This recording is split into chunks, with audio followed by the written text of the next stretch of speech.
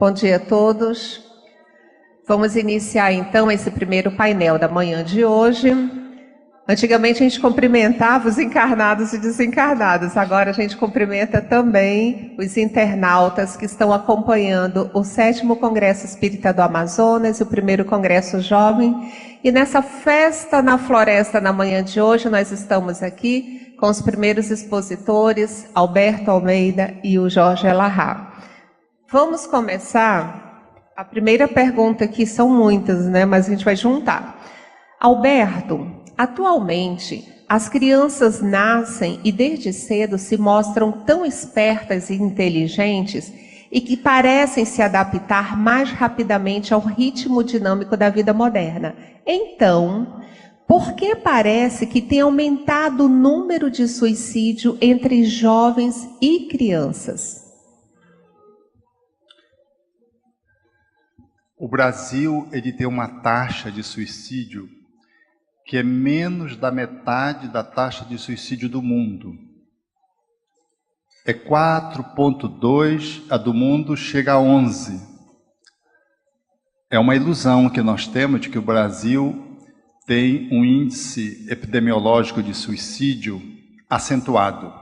O que acontece é que em alguns lugares, contextualizadamente, há um índice maior. Se você vai lá para o Rio Grande do Sul, o pessoal que trabalha com tabaco, mexe com os pesticidas, lida com a folha do tabaco, faz doença de natureza toxicológica, deprime e se mata. Então o índice lá é alto.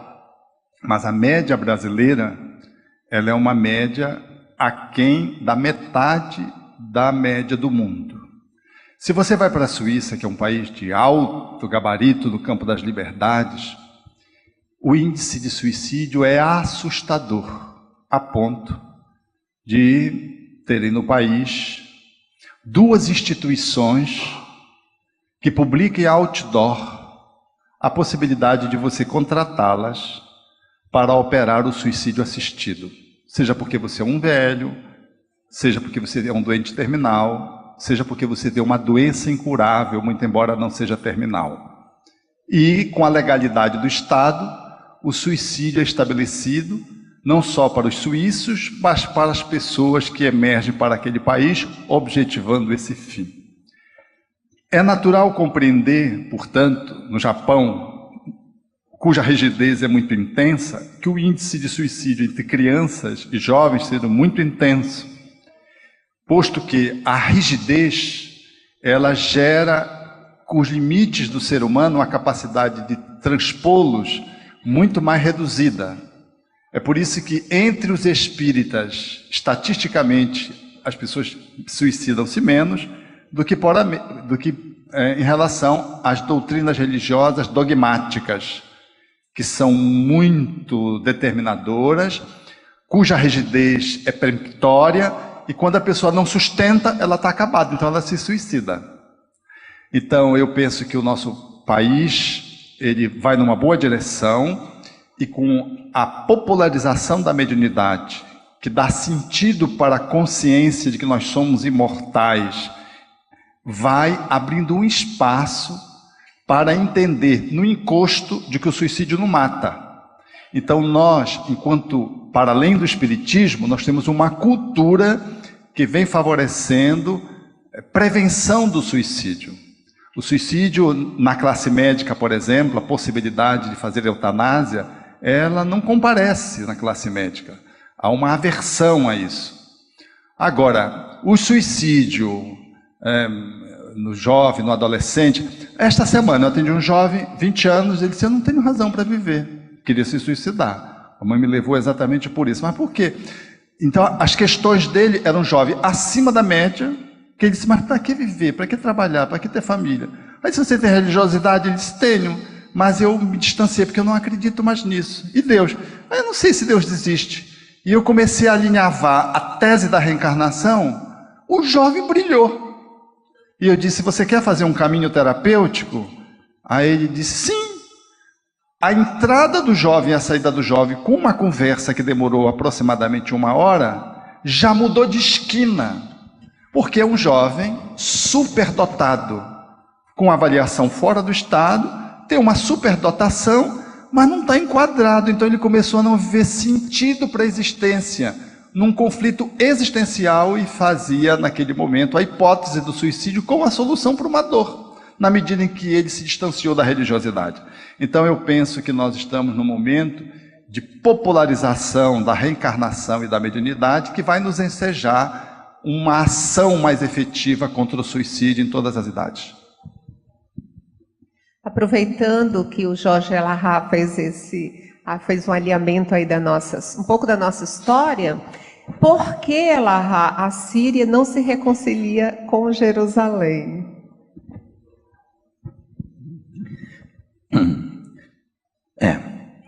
O problema da Síria não é bem com Jerusalém, é com Israel, mas ok. Vamos fazer aqui umas contas. O islamismo surgiu no século VIII, aproximadamente lá pelo ano 700 e pouco. E o cristianismo nasceu no ano, vamos dizer, no ano zero, só para fazer uma comparação. Nosso período mais infeliz do cristianismo foi durante o período da Inquisição, século XIII mais ou menos. E durante esse período do século XIII nós tínhamos tortura, fogueiras e toda uma sociedade extremamente perturbada e que oprimia tudo que não fosse cristianismo.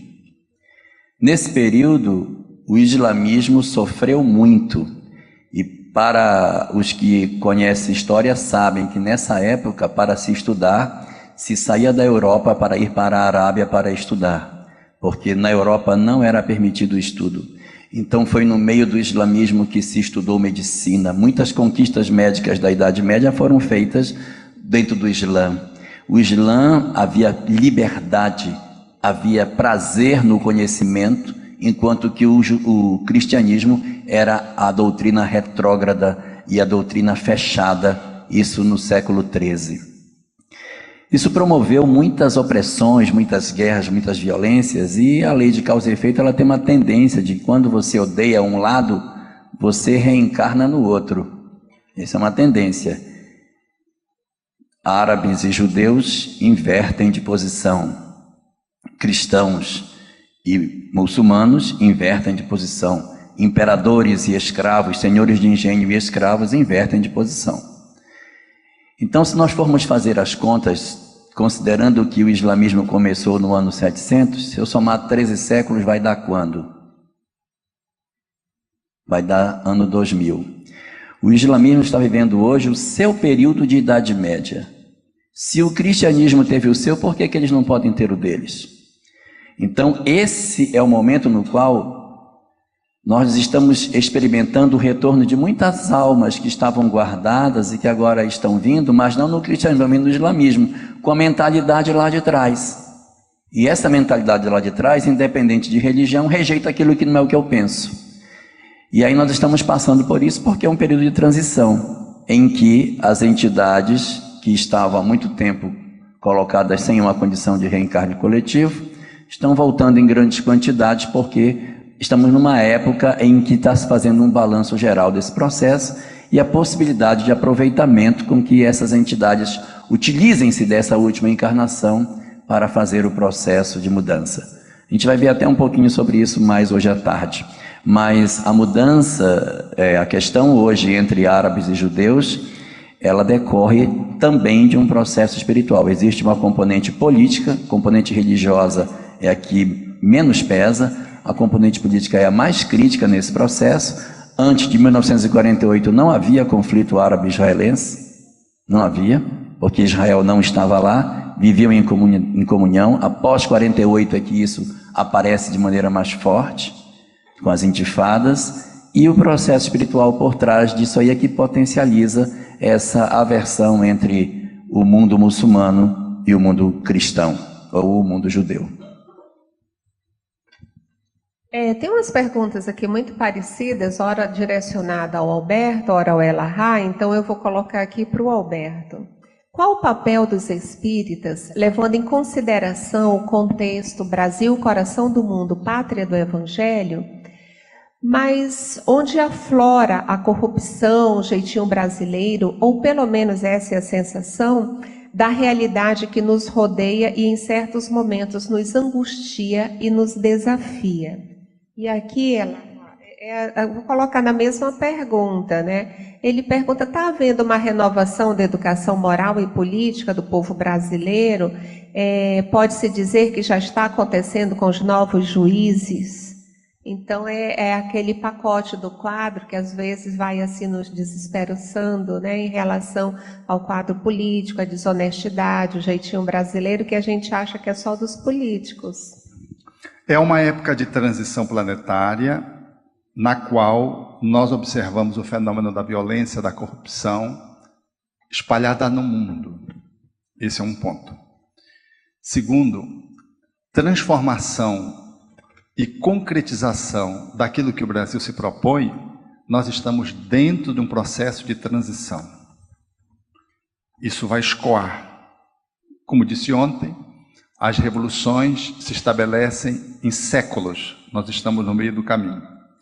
Terceiro, os políticos que estão traduzindo esse nível de corrupção são espíritos que vão falindo nas suas missões, mas que refletem o sistema onde eles estão inseridos. Quem? Quem os vota. E quem vota somos nós.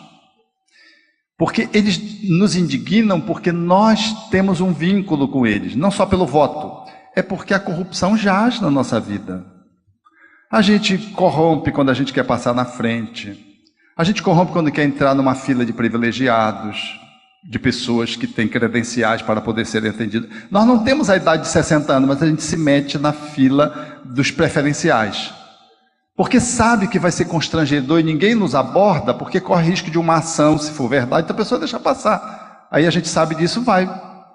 Mas essa corrupção, ela nos empaca, porque toda lista, toda fila de preferenciais, por exemplo, num banco, custa, porque até que a pessoa abra a sacola, até que ela encontre o óculos. Então, os espertinhos, os sagazes, que são corruptos, somos nós. Às vezes nos chocamos com essas escolhas de tentar fazer manobras.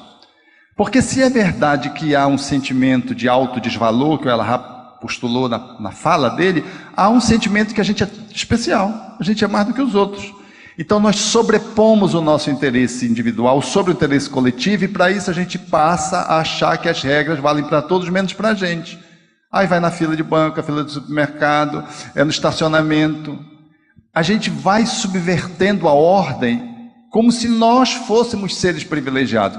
Aí há uma possibilidade de nós fazermos dessa corrupção que a gente não valoriza porque ela é pequena, mas ela é a corrupção que está lá nos líderes, que está na gente, aonde a gente maqueia uma realidade, torce uma realidade, objetivando levar o nosso interesse egoístico à frente.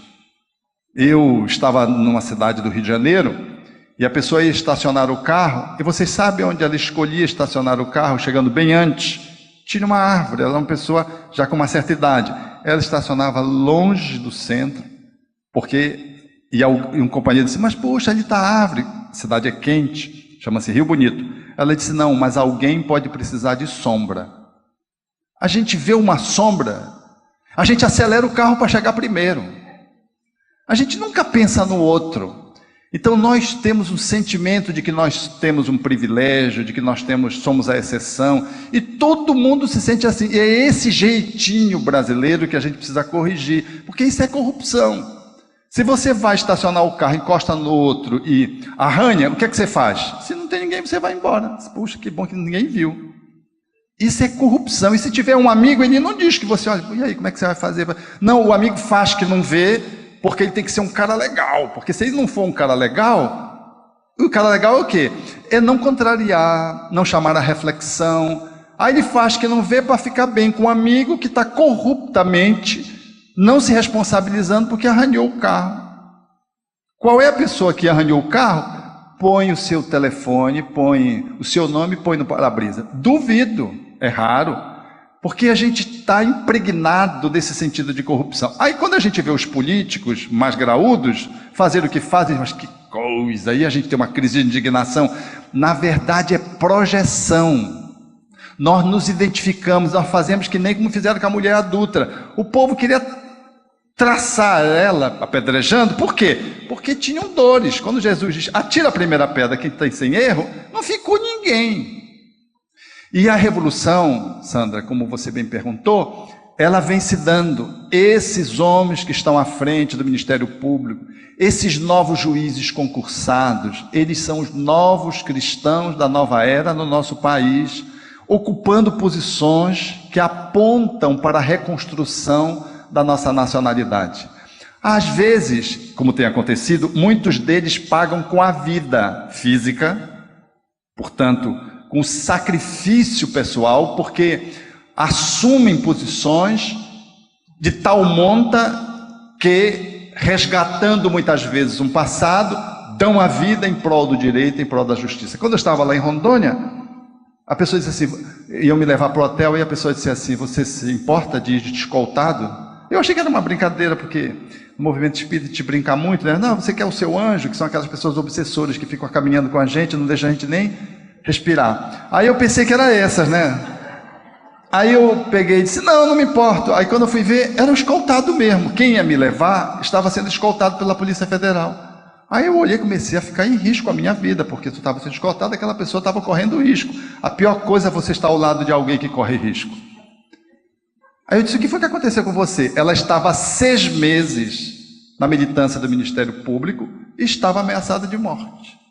Espírita, jovem, mãe, correndo risco de vida, mas segurando a onda, correndo a possibilidade de perder o corpo, mas de não abrir mão do seu compromisso de fazer da sua vida o papel para o qual ela foi chamada. Nós temos uma nova leva de cristãos que estão aí, fazendo com que a nossa nação se esmere na combate à corrupção que nos envolve. E a nossa consciência são esses juízes que nos chamam a atenção nessas microcorrupções que nós precisamos estar muito atentos a fim de que esse juiz da consciência não nos leve para o tribunal, porque aí a conta vai ser alta.